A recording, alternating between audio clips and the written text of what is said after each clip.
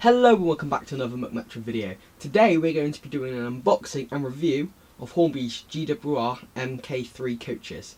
So I ordered these a couple months ago now from Hattons, pre-order from the 2020 range, and they came today actually. So we're going to be unboxing them and doing a review. So let's get into it. So the first coach we've got here is the, coach C, which is the disabled toilet coach, which it looks pretty interesting actually, with the disabled logo in the top right of the tray. I'm not sure if that's coming into focus there. So yeah, we're going to be unboxing this one first. So just going to open it obviously.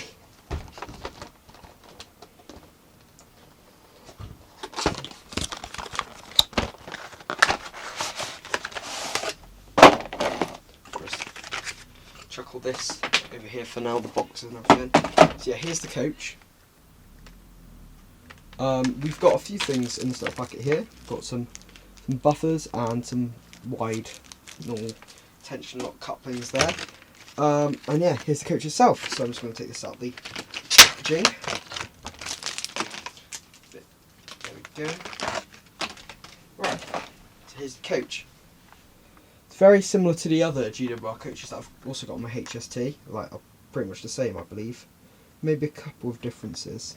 But yeah, let's do a full in-depth review. I'm just gonna place this on the track here, and I'm just gonna get down low with the camera now. So right, here's the coach then, coming into the scene now. Just gonna say it might roll back a bit because we've got a bit of a gradient on the layout here. So I'm just gonna zoom us in now. So as you can see, we've got the end of the coach here. You can see the little disabled logo for the disabled toilet, and as you can see, half of this window here, up there, is blocked off to kind of show like where the disabled toilet is. As you've got the massive big ones, so you can fit like wheelchairs and stuff like that in there. It's just moving along. You've got the nice underframe detail on the bogies. It's not as much as other MK3 coaches I know about, and other coaches. However, you just got the yellow dots, which is an improvement over the original First Great Western coaches that Hornby produced, the MK3 ones. So you've got the writing that says Great Western Railway under there, under the white stripe for the standard coach. The coach number is 42015. Moving along, we got the same again. However, we haven't got the disabled toilet, we just got a standard toilet, I believe, there. And then that writing down there says a First Group company, as it's part of First. And then we've also got all the door, which is really detailed actually. You got the line for the where you push down the window, you got the yellow handle, and you got the Great Western Railway logo. So now I'm going to take this off the track and show you the end. So here's the end of the coach here. Not sure how well in focus that is. So you've got the little corridor connection area, like the gangway, and you can see like the little doors. I'm not sure how well that's coming out, but you've got the little two window area with the line through the middle where it folds back, which is interesting. You've also got your two like overhead warning signs, and then you've also got your information of the coach, like minimum radius, weight and stuff like that. And then on this side it's the same again, but in as earlier. But 1 minute, I'm just going to zoom us out again. However, it's just in reverse, so if I put this back on the track. So we've got the toilet on this side, or whatever that is. I think there might be like storage racks something on the other side, I don't know. Then you've also got the disabled end too, which also has a blocked off window this side. So that's quite an interesting one.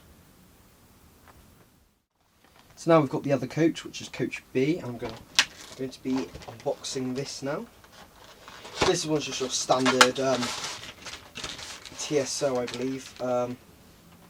Yeah. Okay, there goes the little extra stuff. So yeah, here's the coach again, and then you've also got your bag of the goodies, tension lock couplings and buffers again, which you'll want to fit on later on. So here's the coach itself.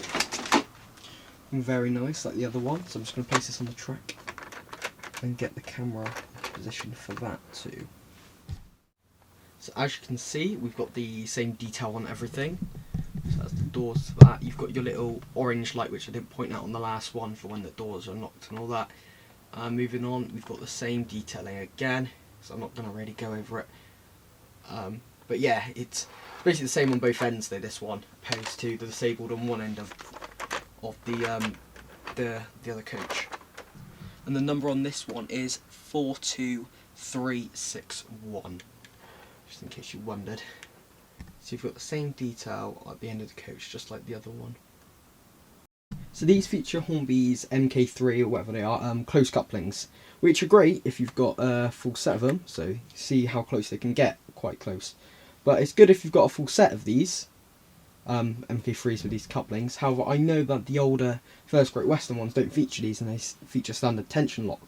So it's good that in the bag it's featured some tension lock couplings. Now I don't really know where I'm going to go with my couplings, because I might go with hunt couplings, or I may go with tension locks on these as well, but we'll have to see where we go with that.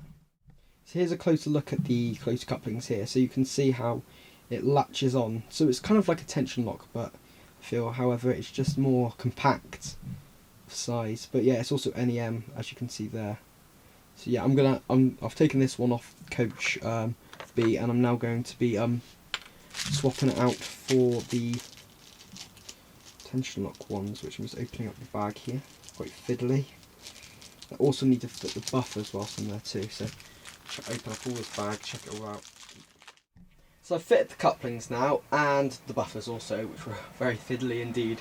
And I'm just running the HST round now to come and meet up with the coaches, and I'll go and join them on.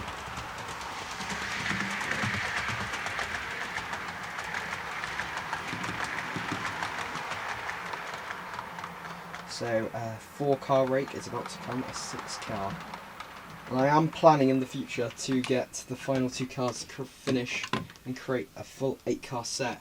And that will be Coach D and Coach F off the train. I want to try and get Coach D as a First Great Western one, which will be quite hard to get hold of. However, it will, yeah, look a lot better, I think. So instead of having too much Great Western Railway. Interesting thing between the two older, this is the older Great Western Railway coach, and this is the newer ones.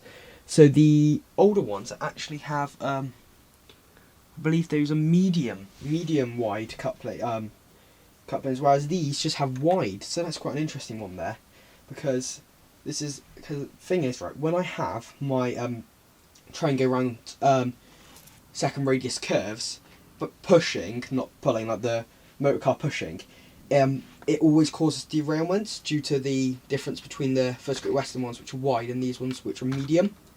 So I'm planning to change these out to wide ones also when I go out and buy some. However, it's great that these are wide also. But either way, I would have enough in the pack to do what I was going to do anyway, but it's alright that they already come with them. So what I'm going to go and do now anyway is push E, and then there we go, and then connect it up. It's a nice old 6-car rake here. Boom, it's looking really nice, I think. Right, so I think it's time for a bit of a running session. Oh well, HST right now. So I'm going to set up the camera and get it going.